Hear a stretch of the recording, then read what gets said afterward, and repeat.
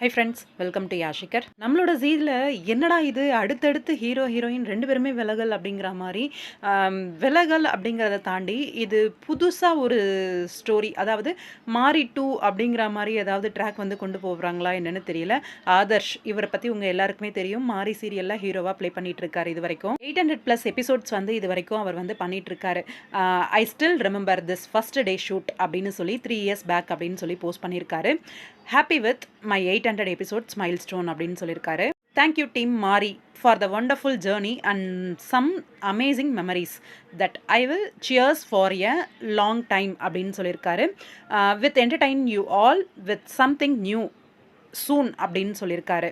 இவரோட பயணம் இதோட வந்து முடியுது போல இருக்கு. அதாவது மாரி 2ல ஹீரோயினோட பயணம் முடிந்த உடனேவே இவரோட பயணமும் முடியுது போல இருக்கு. அதுதான் வந்து சொல்லியிருக்காரு. எனக்கு தெரிஞ்சு கிளாஷு அந்த மாரி எதுவும் இருக்காது அப்படின்னு தான் நினைக்கிறேன். எனக்கு தெரிஞ்சு இந்த புது ட்ராக் வருது இல்லையா? அதனால ஹீரோவும் வந்து அந்த அந்த ஹீரோயின் அதாவது போலீஸ் கேரக்டர்ல இருக்கிறாங்க இல்லையா? அவங்களுக்கு ஏத்தா மாதிரி ஒரு பெர்சன் அவங்க லவ் பண்ற பெர்சனோ இல்ல அந்த மாரி ட்ராக் வந்து மூவ் பண்ணுவாங்கன்னு நினைக்கிறேன். அதனால தான் இந்த ஒரு சேஞ்சஸ் அப்படின்னு தோணுது.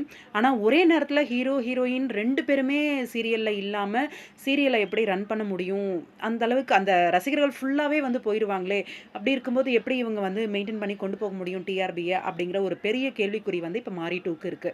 கண்டிப்பா இது மாரி 2 ரசிகர்களுக்குமே ரொம்ப பெரிய ஒரு ஷாக் தான். பாப்போம் வெயிட் பண்ணி என்ன நடக்குது அப்படின்னு சொல்லிட்டு, உங்களோட கருத்து என்ன அப்படின்னு கமெண்ட் பாக்ஸ்ல மறக்காம கமெண்ட் பண்ணுங்க.